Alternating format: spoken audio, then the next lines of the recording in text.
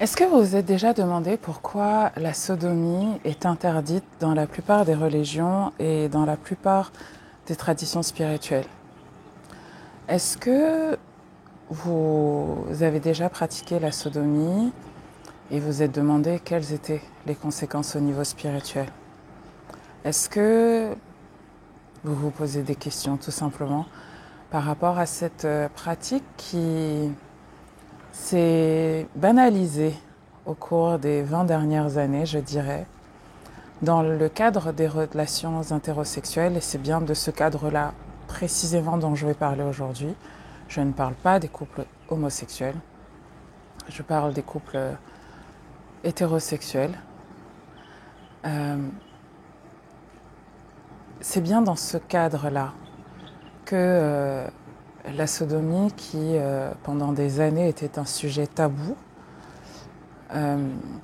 s'est banalisée au point où si une femme ne pratique pas la sodomie, elle est considérée comme prude.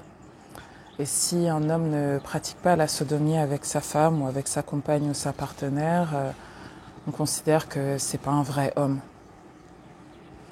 Et donc aujourd'hui, je voulais vous partager le fruit de mes recherches, le fruit de mes connaissances initiatiques, mais aussi de certaines choses que j'ai pu voir sur le terrain en tant que thérapeute énergéticienne, en tant que médium et en tant que guérisseuse. Donc si c'est un sujet qui vous intéresse, si c'est un sujet pour lequel vous vous posez de nombreuses questions, eh bien j'espère vraiment et sincèrement que cette vidéo vous apportera des éléments de réponse. Et si vous êtes initié à quelque spiritualité que ce soit et que vous voulez apporter des éléments qui vont dans le sens de ce que je partage aujourd'hui ou qui vont dans un autre sens, n'hésitez surtout pas à alimenter la section commentaires de vos partages, de vos réflexions, de vos expériences, si toutefois vous souhaitez contribuer, vous aussi, à ce que on ait tous et toutes une sexualité en conscience et qu'on sache en fait ce qu'on fait lorsque on fait l'amour avec notre partenaire. Donc j'ai pris des notes. J'ai pris des notes parce que il y a beaucoup de choses que je veux partager avec vous aujourd'hui. Alors pour celles qui arrivent sur ma chaîne pour la première fois, je vous souhaite la bienvenue. Mon nom est Clarissa Echalibene. Je suis maître médium, je suis thérapeute énergéticienne et je suis enseignante spirituelle. Et sur cette chaîne, je veux vraiment vous partager des secrets mystiques et ésotériques qui vous permettent de vivre la vie que vous voulez et en ayant les clés de votre énergie et et donc de votre spiritualité.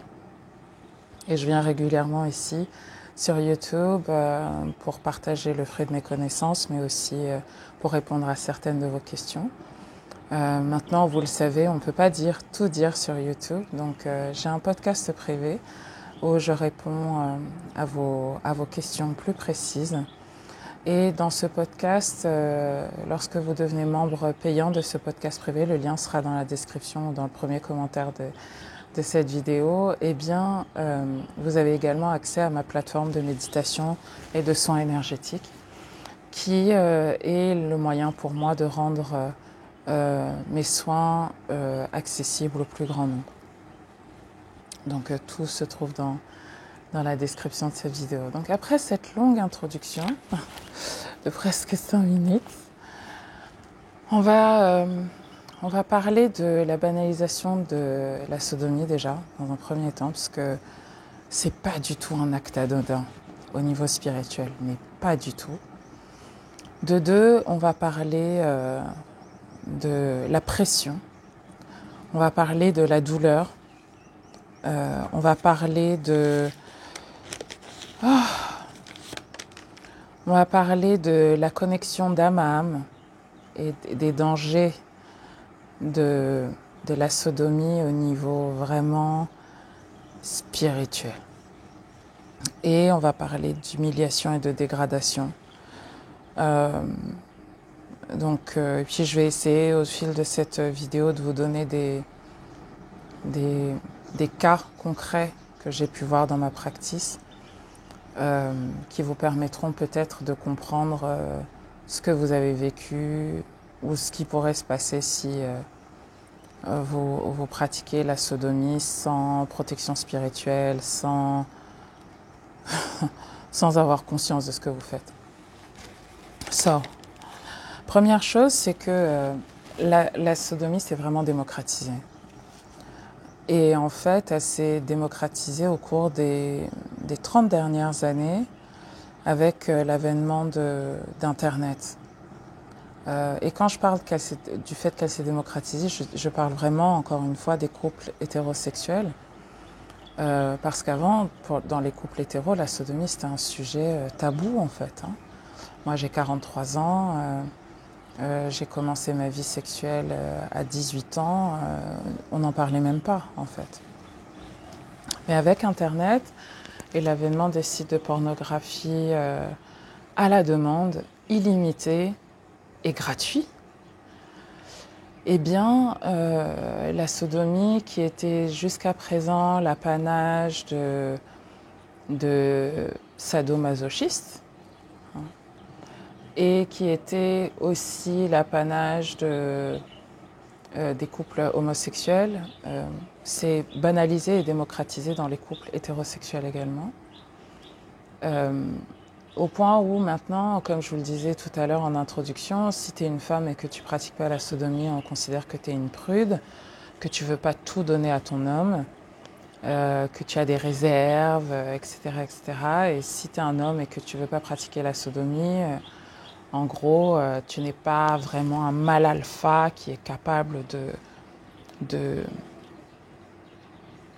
d'obtenir ce qu'il veut de sa femme. Hein. Et ça, vraiment, je tiens à dire que c'est le terrain dans lequel on est, et c'est un terrain qui veut nous faire croire que c'est banal, et ça ne l'est pas. Ça ne l'est pas. La première raison pour laquelle c'est pas banal, c'est que la grande majorité... Et là, je sais que je vais choquer des gens, mais c'est la vérité. Et je pense que certains d'entre vous qui ont fait leur éducation sexuelle sur les sites de pornographie n'ont pas conscience de plusieurs choses. La première chose, c'est que la plupart des femmes qui sont sur ces sites de pornographie et qui donc pratiquent une forme de prostitution déguisée sont déjà ne sont pas des actrices, parce que qui dit acteur dit scénario, et qui dit scénario dit scénariste, producteur, réalisateur, monteur, etc., etc. Et en fait, les films pornographiques ne sont pas des films érotiques. Il n'y a pas donc il n'y a pas d'acteur. Hein. Ce n'est pas un acte. It's true. Et la deuxième chose, c'est que donc ces femmes sont la plupart du temps des survivantes, et les hommes aussi d'ailleurs, hein, des survivantes et survivants d'abus sexuels qu'ils ont vécus lorsqu'ils étaient enfants ou jeunes adultes. Et ces abus sexuels les ont conduits à banaliser la souffrance. Mais en fait, rares sont les femmes qui n'ont pas ce rapport malsain à la souffrance, qui spontanément vont se lever et dire à leur chérie, s'il te plaît, j'aimerais que tu me sodomises aujourd'hui. C'est rare.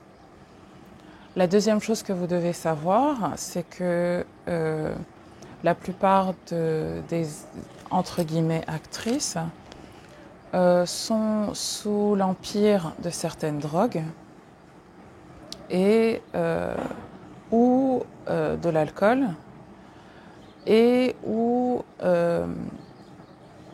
prennent des médicaments pour leur permettre une dilatation de l'anus qui leur permettent de ne pas ressentir la douleur.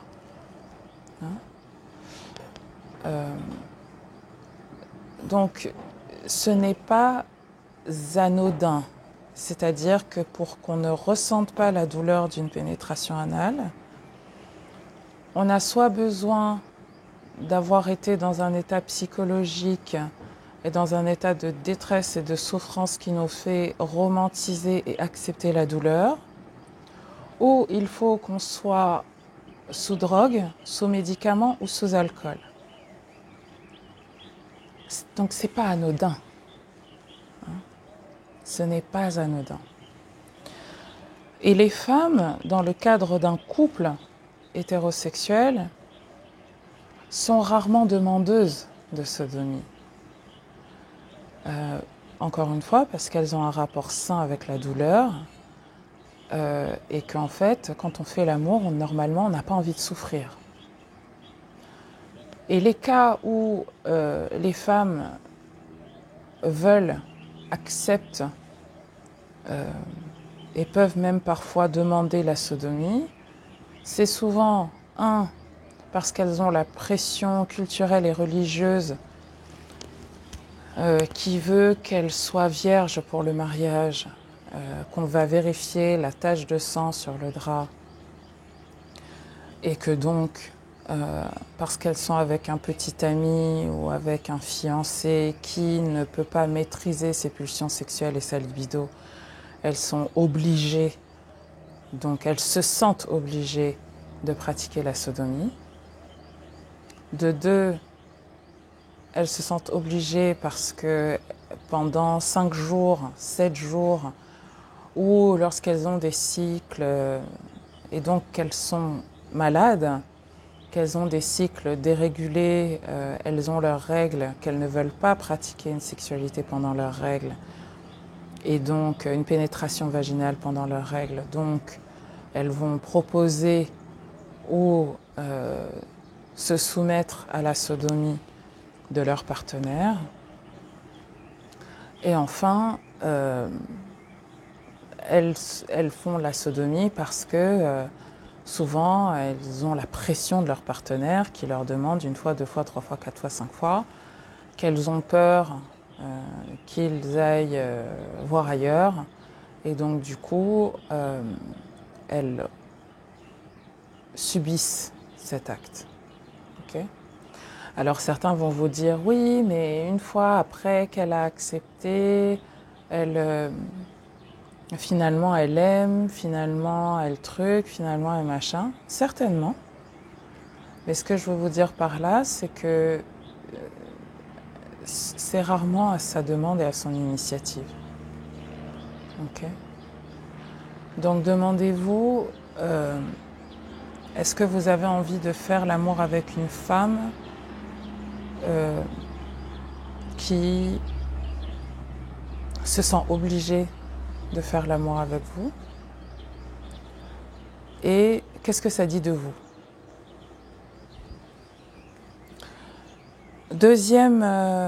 Troisième chose que je voulais dire, c'est que la sodomie, ça fait mal. Okay? It hurts.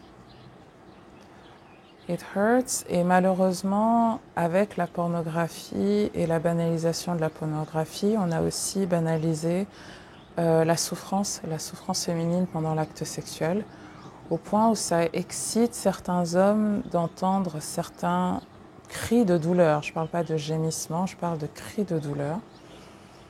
Et où ça excite aussi certaines femmes de subir cette douleur.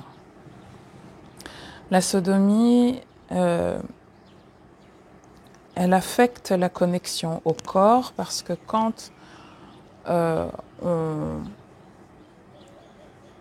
a mal pendant un rapport sexuel, normalement, le premier réflexe, c'est de dire non, ou de dire stop, de dire on arrête. Mais si on n'arrête pas, c'est qu'on est face à un phénomène à la fois spirituel et psychologique qu'on appelle la dissociation, où en fait l'âme de la personne sort du corps de la personne pour ne pas ressentir la douleur de l'acte. Okay?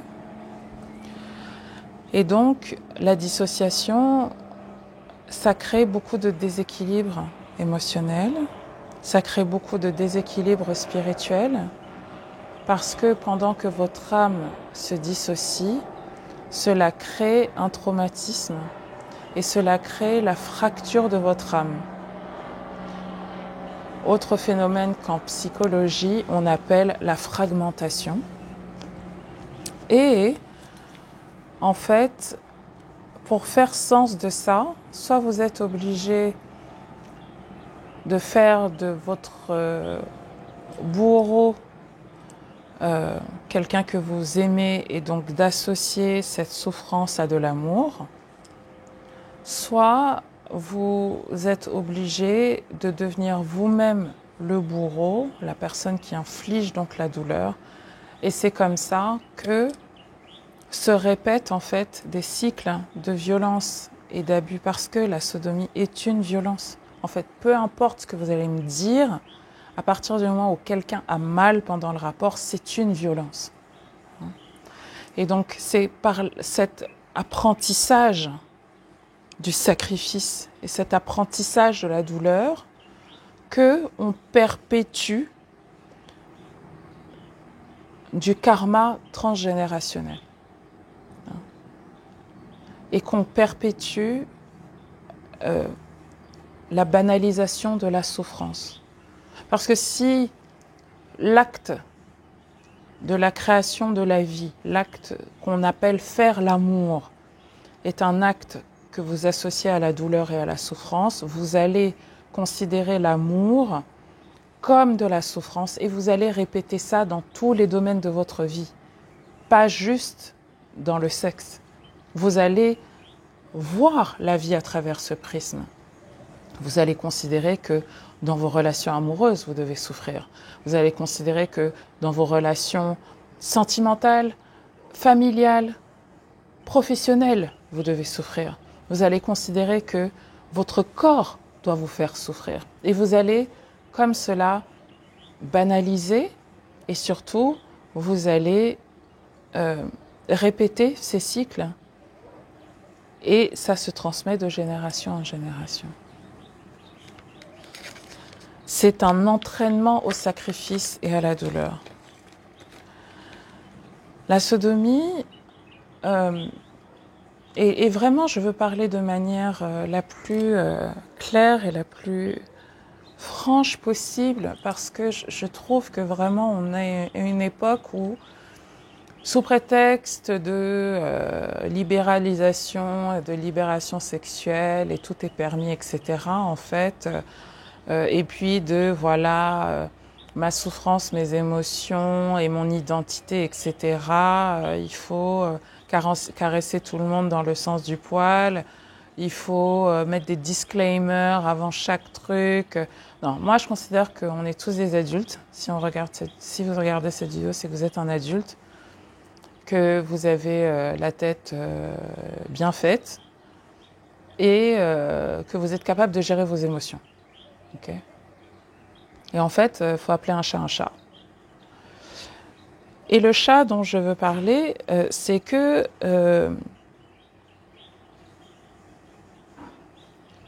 on parle quand même d'un orifice, l'anus, qui contient des matières fécales.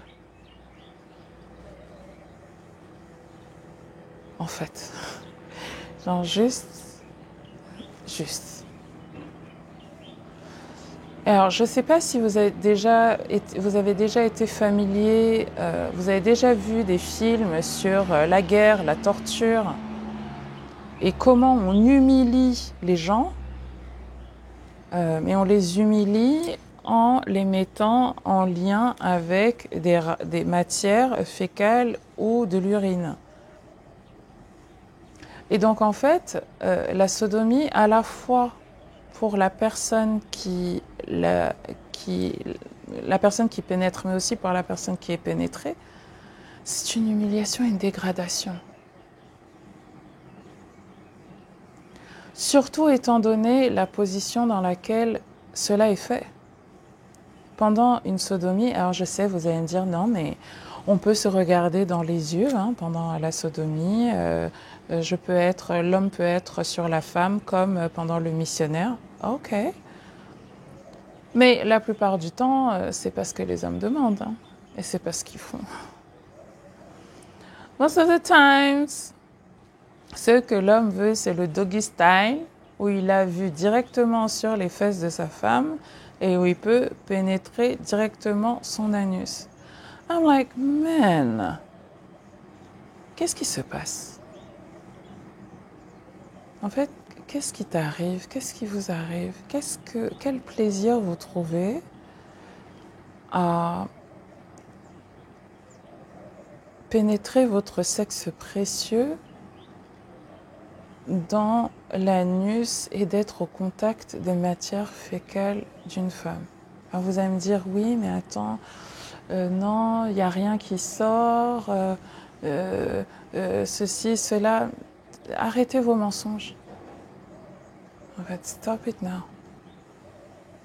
Vous savez très bien que c'est humiliant et c'est dégradant, à la fois pour la femme et aussi pour vous. La position dont on parle, c'est doggy style. Are you a dog? Vous êtes un chien? Non. Et là, je vais faire un aparté pour m'adresser en particulier aux hommes africains et afro-descendants qui m'écoutent. Je pense que vous tirez, sans vous en rendre compte, un plaisir malsain à être vu et considéré sur les sites de pornographie comme ces bêtes animales, ces chevaux ou ces taureaux qui sont capables de tenir pendant des heures et qui ont un sexe d'une taille énorme et qui du coup vous rend désirable aux yeux de la gente féminine et de toutes les femmes. Et j'aimerais que vous vous rendiez compte du caractère profondément raciste et déshumanisant de cette mise en avant de qui vous êtes. C'est profondément humiliant et dégradant. Et je ne comprends pas que non seulement vous l'acceptiez, mais qu'en plus vous en fassiez une fierté. It should not. Il y a un problème sérieux. L'autre chose que je voulais dire, c'est que la position donc doggy style dans laquelle, à travers laquelle se pratique la plupart du temps la sodomie, c'est pas une position qui favorise la connexion d'âme à âme. C'est pas une position qui permet l'élévation spirituelle, non. Non. C'est une position qui vise à soumettre la femme et à la mettre à un caractère animal. Et si vous êtes honnêtes, messieurs, reconnaissez que lorsque vous pratiquez la sodomie et lorsque vous êtes excité en regardant des films pornographiques où on pratique la sodomie, il y a des parts de vous qui sont incontrôlables et qui sont quasi bestiales qui ressortent. C'est vrai ou c'est faux? Pourquoi? Parce que vous devez comprendre ce qui se passe. C'est que pendant une pénétration anale, il y a un centre énergétique qui est touché chez votre partenaire, chez la femme. C'est aussi le cas dans les relations homosexuelles, mais là on parle encore une fois des relations hétérosexuelles. Et donc il y a un centre énergétique qui est touché chez la femme et qui est profondément déséquilibré parce que on vient y amener de l'humiliation, de la honte et de la dégradation. Il s'agit du chakra racine. Le chakra racine, c'est l'un des centres de la sexualité. C'est ce qu'on appelle les chakras du bas. Les chakras qui nous met en sécurité, qui nous fait nous sentir ancrés dans notre corps. C'est aussi le chakra qui nous permet de prendre des responsabilités dans la vie et d'établir des limites entre nous et les autres. Et qui nous parle de self-respect et de respect de notre intégrité physique et de respect de notre intégrité morale. Le chakra sacré, c'est celui qui met une bulle de protection, le chakra racine, pardon, celui qui met une bulle de protection autour de nous, qui nous permet de nous sentir en sécurité. Et c'est aussi le chakra de notre charge karmique. C'est le chakra du karma. Parce que pour descendre sur Terre, on a besoin de karma, on a besoin de charge karmique, on a besoin de poids pour que notre âme descende. Ce karma, il peut être très positif, nous ouvrir des portes dans la vie, il peut nous amener la joie, la félicité. Et le karma, il peut aussi nous amener beaucoup de problèmes, nous amener des blocages dans la vie. Et donc, non seulement pendant une pénétration anale, vous venez toucher au chakra de quelqu'un, donc vous placez la personne dans un déséquilibre énergétique, mais surtout, vous absorbez quelque chose. Parce que un rapport sexuel, c'est toujours un échange énergétique, c'est toujours un échange d'énergie. Et rappelez-vous ce que je vous ai dit en début de vidéo. Les femmes qui spontanément vous disent « je veux pratiquer la sodomie », donc pas parce qu'elles ont la pression, pas parce qu'elles ont leurs règles, pas parce qu'elles ont un interdit religieux, mais les femmes qui en fait disent « j'aime avoir mal ». Ce sont des femmes qui ont une charge karmique dans laquelle elles acceptent la souffrance comme faisant partie intégrante de la vie. Et ce sont des femmes qui aussi, si elles ne savent pas maîtriser leurs énergies, peuvent vous conduire dans l'abysse.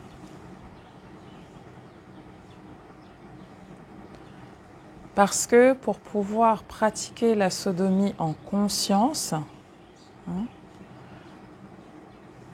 il faut le voir comme un outil de transformation spirituelle, il faut le voir comme un outil de guérison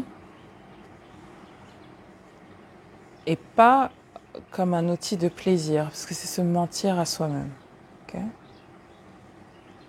En gros, ce que j'essaie de vous dire, c'est que les femmes qui vous demandent de pratiquer la sodomie et qui ne sont pas initiées à quelconque spiritualité, ce sont des femmes qui vont vous faire un transfert de charge karmique dont vous n'avez pas nécessairement besoin et qui peut vous provoquer des blocages dans la vie. Si vous avez affaire à une femme qui est initiée et qui comprend qu'elle a besoin d'expurger de son corps cette appétence à la souffrance, et qu'elle utilise la sexualité comme un outil de guérison, vous n'avez rien à craindre. Mais ce n'est pas le cas de la grande majorité des femmes. Et c'est ainsi que, comme l'un de mes clients, vous pouvez vous retrouver dans la merde. Au sens propre, comme au sens figuré. Pourquoi ? Parce que vous prenez le karma de quelqu'un et vous créez de très basses vibrations dans votre vie. Dans votre vie de couple, mais aussi dans votre vie de manière générale. Parce que, encore une fois, je vous le rappelle, l'orgasme, c'est un démultiplicateur d'énergie. Ok ? Et en fait, ça démultiplie l'énergie ambiante. Donc, si vous démultipliez le plaisir, vous allez avoir plus de plaisir dans la vie. Mais si vous démultipliez la dégradation, l'humiliation et la honte, vous allez créer beaucoup plus de situations d'humiliation, de dégradation et de honte. J'espère que vous comprenez ce que je suis en train de dire. Et si vous êtes une femme, comprenez que vous ne devez en aucun cas, sauf si vous savez ce que vous faites, et je sais qu'ici parmi nous, il y a des femmes qui sont initiées à certains rites sacrés, à certains rites sexuels sacrés. Vous ne devez en aucun cas accepter l'humiliation et la honte dans vos rapports sexuels. Parce qu'encore une fois, vous êtes en train de vous programmer mentalement, énergétiquement, spirituellement à rendre normale l'humiliation, la honte, la dégradation, le sacrifice et la souffrance. Donc après, c'est l'effet de l'œuf et de la poule. Est-ce que c'est parce que vous êtes déjà conditionné du fait de la manière dont vous avez été élevé, de ce à quoi vous avez été exposé? Est-ce que c'est à cause de ça que vous acceptez la sodomie? Ou que vous voulez la sodomie? Ou que vous prenez du plaisir dans la sodomie? Ou est-ce que c'est parce que vous pratiquez la sodomie que vous acceptez, vous du coup créez des conditions qui créent davantage d'humiliation, de blocage, de honte dans votre vie? Soyez vigilants toutes et tous à ne pas faire du sacrifice votre vie et de ne pas faire de la souffrance votre mode opératoire principal. On n'est pas venu sur Terre pour souffrir, et j'espère que votre sexualité sera un des endroits où vous pourrez enfin expérimenter l'amour, la connexion, le partage, le respect, la curiosité, la joie, l'humour, et pas l'humiliation, la dégradation et la souffrance. Une pensée à tous les survivants et survivantes d'abus sexuels. Je pense fort à vous, et je vous embrasse très fort, et j'espère que cette vidéo vous aura permis de comprendre certaines choses et qu'elle vous donnera le souhait d'entamer, si ce n'est pas déjà le cas, une démarche thérapeutique pour sortir de ces schémas. À très bientôt. Au revoir.